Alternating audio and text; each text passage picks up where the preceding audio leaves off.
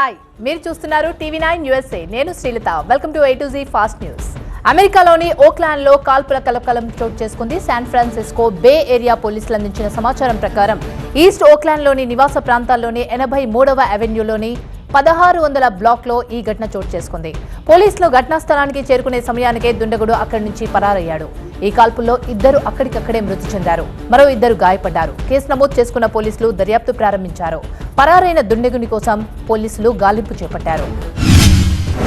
America అధ్యక్ష ఎన్నికలు సమీపిస్తున్న వేళ ప్రచారం జోరుగా కొనసాగిస్తున్నారు ఈ నేపథ్యంలో ట్రంప్ మరోసారి ఆసక్తికరమైన వ్యాఖ్యలు చేశారు అధ్యక్ష ఎన్నికలో ప్రత్యర్థి కమలా హ్యారిస్ కంటే తానే చూడ్డానికి మంచిగా కనిపిస్తున్నానని అన్నారు పెన్సిల్వేనియాలో జరిగిన ఎన్నికల ప్రచారం ర్యాలీలో ట్రంప్ పాల్గొని మాట్లాడారు చూడ్డానికి కమలా కంటే నేను చాలా బాగుంటాను ఆమెతో పోల్చితే నేను మంచిగా ఉంటానని భావిస్తున్నా తెలివితేటలు గల వ్యక్తిగా కనిపిస్తానని అన్నారు ట్రంప్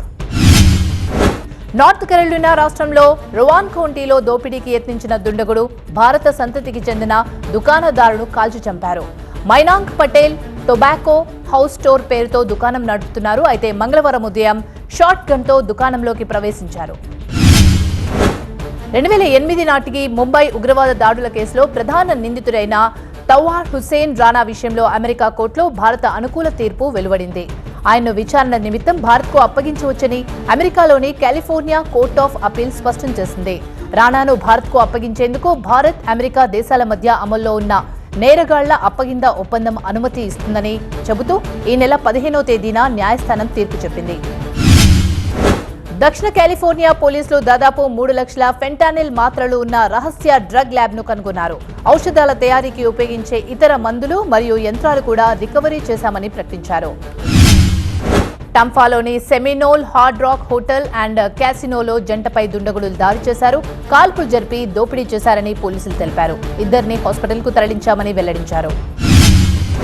గ్రామీణ కాన్సాస్ పాఠశాలలో పారా ఎడ్యుకేటర్ డౌన్ సిండ్రోమ్తో బాధపడుతున్న ఒక యువకుడిని పదే యూటిలిటీ క్లోజెట్లోకి తోసి బంధించడం కొట్టడం వంటి చర్యలు చేయడంతో యాజమాన్యంపై కోర్టు కేసు వేశారు అయితే దావా ప్రకారం 15 ఏళ్ల యువకుడిని జంతువులా చూశారని కించపరిచే విధంగా చూశారని చర్యలు తీసుకోవాలని ఫెడరల్ కోర్టులో ఆదేశాలు జారీ చేశారు